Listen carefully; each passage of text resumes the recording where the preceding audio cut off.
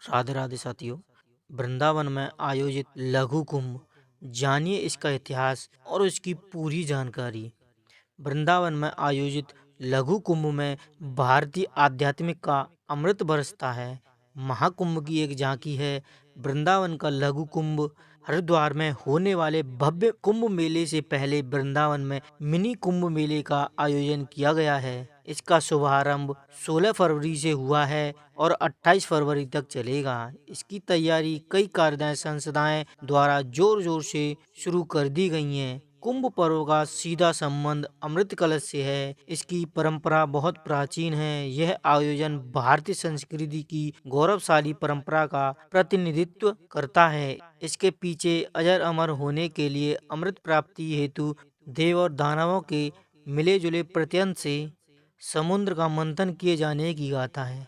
समुद्र मंथन के फलस्वरूप क्षीर सागर से विष, वरडी आदि 13 रत्नों की प्राप्ति के बाद श्री धन्वंतरी अमृत से भरे हुए कुंभ को लेकर प्रकट हुए। इसी कुंभ को पाने के लिए देव और दानवों में छीना झपटी होने लगी। देवताओं के इशारे पर इंद्र के पुत्र जयंत उस कलश को लेकर भागे।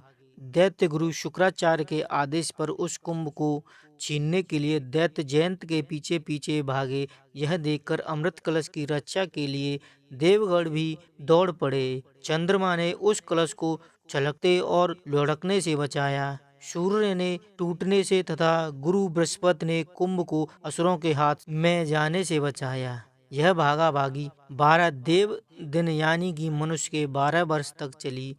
इस बीच जयंत ने अमृत कलश को 12 स्थानों में रखा, जिनमें से 8 स्थान स्वर्ग में हैं और 4 स्थान भारतवर्ष में हैं। श्रीधाम वृंदावन में भी अमृत कलश स्थापना के बाद ये बहुत से संदर्भ प्राप्त होते हैं। श्रीमद् भागवत के 10वें स्कंद में कालिया दमन लीला में इसका प्रमाण मिलता है। महाभारत में भी गरुड़ द्वारा अमृत कलश यहाँ लाने की कथा का वर्णन है। अतः वृंदावन का कुंभ पर्व पुराण द्वारा प्रतिष्ठित है। यहाँ भी प्रति 12 वर्ष में लघु कुंभ का आयोजन होता है। कहा जाता है कि 4 कुंभों से पूर्व श्रीधाम वृंदावन में कुंभ होता है, जिसमें संत यहाँ आकर भगवान श्री कृष्ण की जन्मस्थली को नमन करके यहाँ से श्री हरिद्वार कुंभ को प्रस्थान करते हैं।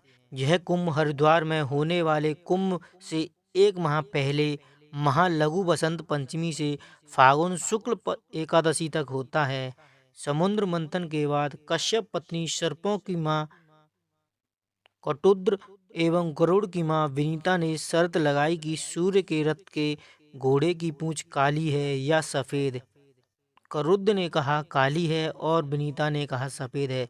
शर्त के अनुसार जो भी हारेगी वो एक दूसरे की दासी बनकर सेवा करेंगी। करुद्र ने छल किया। उसने अपने सर्प पुत्र को घोड़े की पूंछ से लिपट जाने को कहा। ऐसा ही हुआ। विनीता शर्त हार गई और करुद्र की दासी बनना पड़ा। विनीता के पुत्र गरुड़ को भी दास का कार्य करना पड़ा।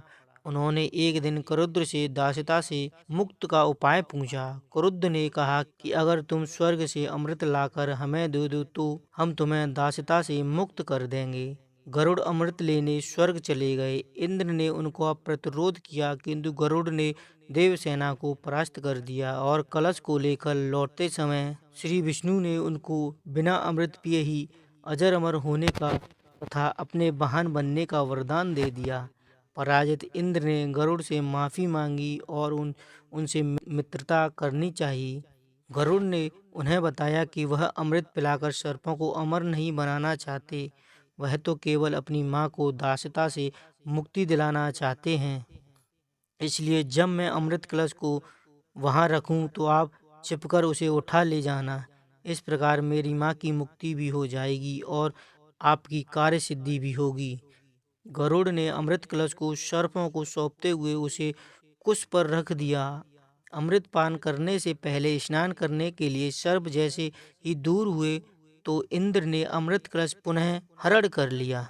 श्री वृंदावन धाम अमृत कलश के स्पर्श के कारण कुंभ स्थल बना, ऐसा कहना उचित नहीं है। श्री वृंदावन तो श्री कृष्ण से अभिन्न यानी कि नित्य अमृत है।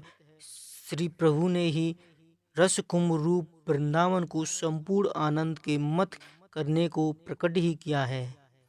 श्री वृंदावन कुंभ भागवत समस्त एवं महाभागवत पर्व है।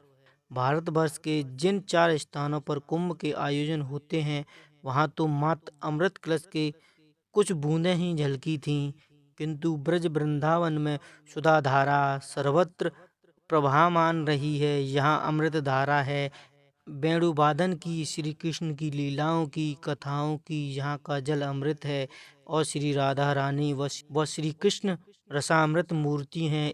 इस प्रकार यहाँ तो प्रेम की धारा अनवरत बहती रहती है। यहाँ का प्रेम रस भी एक भी छींट यहाँ पड़ जाती है, वहीं प्रेम का उद्गम हो जाता है। अतः वृंदावन कुंभ पर्व के अवसर पर विभिन्न मठ, मंदिर, अखाड़े तथा सभी संप्रदायों के प्रतिनिधिगण महामिलन स्थल श्री यमुना तीर पर एकत्रित होकर विभिन्न धार्मिक अनुष्ठान करते हैं। देश विदेश से लाखों की संख्या में भक्तजन कुंभ स्नान के पुण्य फल की प्राप्ति के लिए यहाँ आते हैं। अनेक भक्तजन कल्पवास भी करते हैं तथा दान पुण्य कर अपने जीवन को धन्य बनाते हैं।